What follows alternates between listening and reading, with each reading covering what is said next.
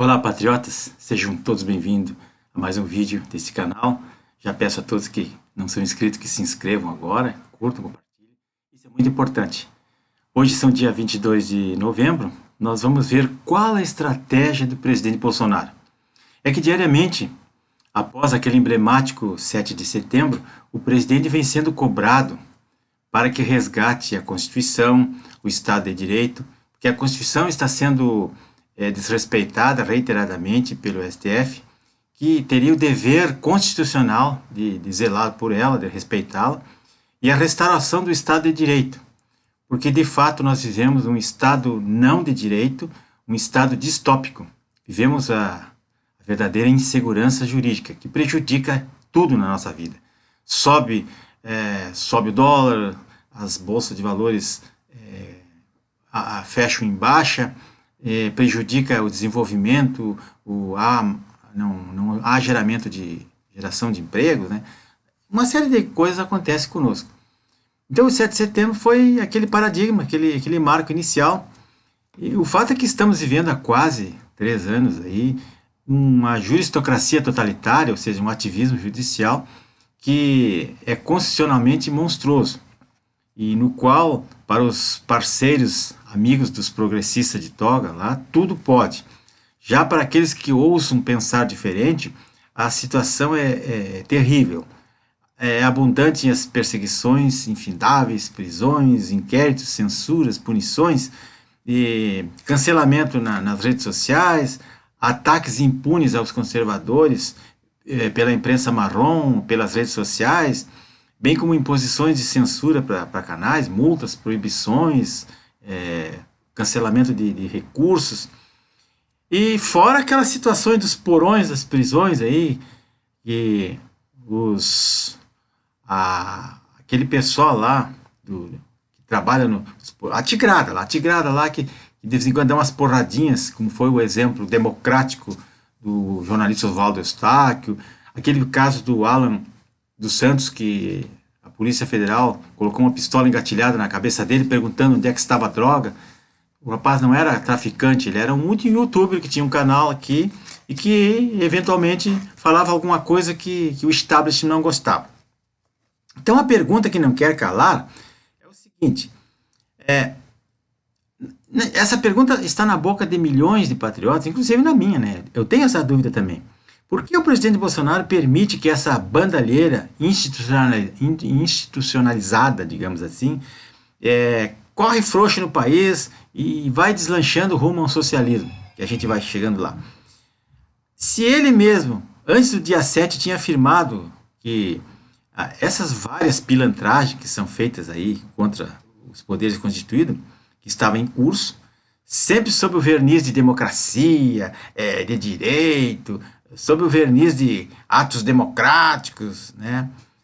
E o Zé Dirceu fazendo propaganda por aí, o Lula, além de criar o Foro de São Paulo e sempre ser apoiado por ele, ser o líder, ele ainda agora foi para a Europa criar um foro mundial lá, unindo toda a esquerda do mundo contra aqui o Ocidente. Ele não vai ter sucesso nisso, certamente.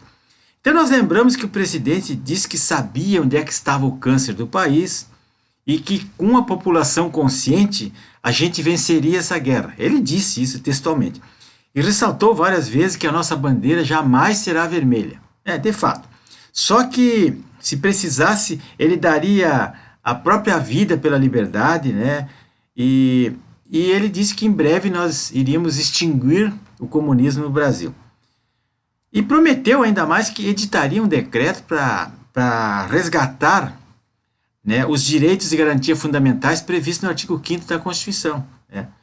E que ninguém ousaria questioná-lo sobre essa questão. Mas, no entanto, não foi feito isso. Ele também escancarou as vísceras do sistema eleitoral, quando ele frisou a necessidade de urnas auditáveis, que até isso aí já tinha sido objeto de lei essa que foi revogada pelo STF. E frisou que nós estamos em guerra, que a nossa pátria está sendo atacada internamente, desqualificou alguns togados do STF por atitudes políticas partidárias e decisões inconstitucionais tomadas por eles, e que eram fora das 4 linhas da Constituição, que ele não jogava fora das quatro linhas, mas que tinha gente que estava jogando fora. E disse que estamos chegando a um ponto de inflexão, quer dizer, um ponto aonde não dá mais para avançar, ou pende para um lado ou pende para outro. E ele foi enfático em dizer que só sairia do cargo morto ou com a vitória. São palavras muito fortes para dizer. E ele nunca sairia por canetadas. E recentemente, em novembro, agora se constatou muitas injustiças, e ele disse que essas injustiças irão acabar logo. Então, pessoal, diante de todos esses fatos que eu relatei, quais seriam as estratégias do presidente? Nós sabemos que tem estratégia, é impossível. Dizer o que ele diz é porque ele tem cartas na manga e está provocando a onça com vara curta. A primeira hipótese que a gente imagina é que nós não sabemos qual é a estratégia do presidente. Não podemos dizer que ele é omisso porque ele demonstra que ele tem alguma carta na manga. E nós não sabemos solucionar o caso, né?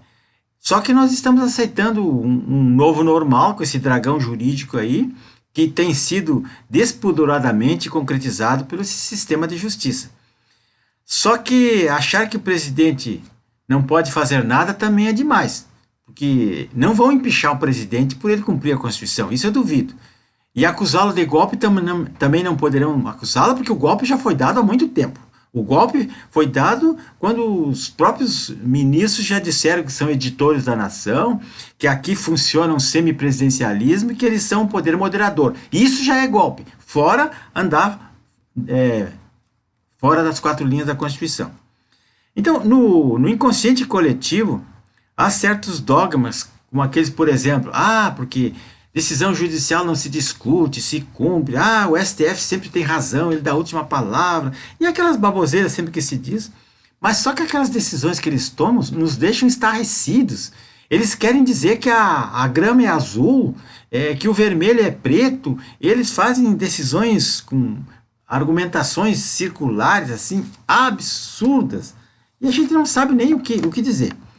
Então, pessoal, a segunda hipótese desse caso é a reação emocional que a gente tem. A gente tem reações com o fígado, a gente fica assim, puxa vida, será que o presidente é um covarde, ele não toma uma atitude? A gente faz isso, as pessoas dizem isso, e induzem que ele esteja sendo vendido, ou se aliando ao centrão, rendido ao mecanismo, mas só que isso aí não é assim que funciona, né? Não é compreensível esse tipo de coisa, porque existem absurdos, atentados contra a liberdade da Constituição de 88, né? E o chefe de Estado, que é o presidente, e as Forças Armadas, eles deveriam e juraram garantir, né, a Constituição, no artigo 78, o presidente jurou, bem como defender a pátria e garantir a funcionalidade e a não interferência de um poder no outro, conforme está no artigo 142 da Constituição. Então, mostra-se constitucionalmente injustificável a aparente complacência que a gente vê do presidente. Mas não é isso. Ele tem carta na manga. Por isso que eu estou dizendo isso. Nós temos que descobrir para a gente ficar mais tranquilo, né? Porque a situação é muito grave. Então, o próprio presidente ele não cansa de dizer que a liberdade vale mais que a própria vida. Concordo, é isso mesmo. Só que, teoricamente, não há como se revoltar ao ver... não há como a gente ficar não revoltado contra as incessantes agressões às nossas liberdades individuais, principalmente agora na pandemia. Eles querem impor as coisas, impor isso, impor aquilo, impor passaporte, usurpando a competência socioeconômica e potencial do Brasil, e sem haver uma reação do chefe da nação, que parece que ele fica... sem nem sequer publicar uma notinha de repúdio, a gente fica preocupado com isso. Então eles estão legitimamente avalizando aquilo que milhões de brasileiros, né, concederam a ele e disseram, nós autorizamos, em especial aquilo que o povo foi às ruas dia 7 de setembro e disse, nós autorizamos uma atitude, nós queremos uma solução, isso está demais. E a terceira hipótese que a gente pode presumir é que o presidente, presumidamente, ele tem e deve estar seguindo uma estratégia militar. Ele está seguindo, porque todo mundo que passa pela academia militar no mínimo, leu meia dúzia de livros sobre estratégia, que tem tantos aí, né? Como a, a guerra, como esses 33 regras para a guerra. Tem tantos livros interessantes sobre isso. E então o presidente deve ter lido alguma coisa e a gente tem que considerar esses 3 motivos que eu citei, ou talvez todos eles, ou um só deles. Mas, por 3 motivos, a gente tem que considerar essas hipóteses. O primeiro motivo é que ele é um homem inteligente, ele é um homem que tem palavra e que ele vê tudo isso que nós vimos, ele sente isso que a gente está sentindo e que sabe que nós venceremos o deep state do Biriquins, aí, o estado profundo, nós venceremos esse mecanismo através de estratégias. Não tem outro jeito, porque não temos apoio do parlamento, nem da mídia, nem de coisa nenhuma, porque o Estado foi aparelhado. O segundo é que as Forças Armadas, elas são incorruptíveis, elas são incooptáveis. E vem sendo, nós vemos que elas apoiam o presidente, né, já estão agindo de alguma maneira que a gente não sabe, e saberão agir quando necessário. O terceiro fato é que nós estamos numa guerra não convencional, que é uma guerra suja, uma guerra assimétrica de desinformação, estão desinformando, onde os inimigos atuam sempre na ofensiva, valendo-se de abusos do poder judicial, né, e abusos do legislativo, da Câmara e do Senado e das mídias esquerdistas, que impõem medo nas pessoas, corrompem as mentes, desequilibram as emoções, ameaçam e vão afetando a racionalidade das pessoas de bem. E nessa guerra, eles jogando na defensiva, o chefe de Estado e as Forças Armadas, eles não estão usando as armas que têm, mas um dia terão que usar as armas, porque senão, caso contrário, tchau para aquela tríade Deus, Pátria e Família. Vai acabar, Deus, Pátria e Família não vai ter mais sentido. Por isso que alguma coisa tem que ser feita. E nós vamos considerar que no pior que esteja a situação, tudo isso é passageiro. Tudo na vida passa. Isso aí também vai passar. Nós temos que ter confiança nisso. E para refletirmos isso tudo que foi falado, eu vou ler um pedacinho do livro Estratégia da Guerra, de Robert Greene, As 33 Estratégias da Guerra. Diz lá na página 147 o seguinte, vejam bem como isso se adapta. Ó. A agressão é ilusória, ela oculta inerentemente a fraqueza. Agressores não conseguem controlar suas emoções. Eles não conseguem esperar pelo momento certo. Não podem tentar diferentes abordagens. Não conseguem parar de pensar como pegar o inimigo de surpresa. Nessa primeira onda de agressão, eles parecem fortes. Quanto mais tempo dura seu ataque, mais claras se tornam sua fraqueza e sua insegurança subjacentes. É fácil ceder à impaciência e fazer o primeiro movimento, mas existe mais força no recuo, deixando que a outra pessoa faça o jogo. Essa força interior quase sempre prevalecerá sobre a agressão exterior. O tempo está a seu lado. Torne seus contra-ataques rápidos e repentinos. Deixe que as coisas aconteçam, economizando tempo e uma energia valiosos para aqueles breves momentos em que você explode no contra-ataque. Então tá, pessoal. Peço a todos que se inscrevam nesse canal, reflitam sobre isso que eu disse, e esse livro que eu disse aí, 33 Estratégias da Guerra, é muito interessante para a gente começar a entender.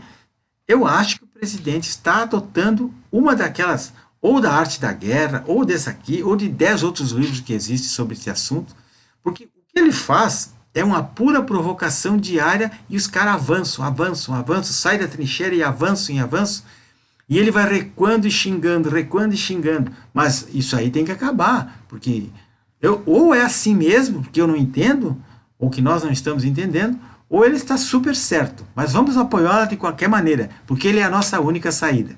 Até mais.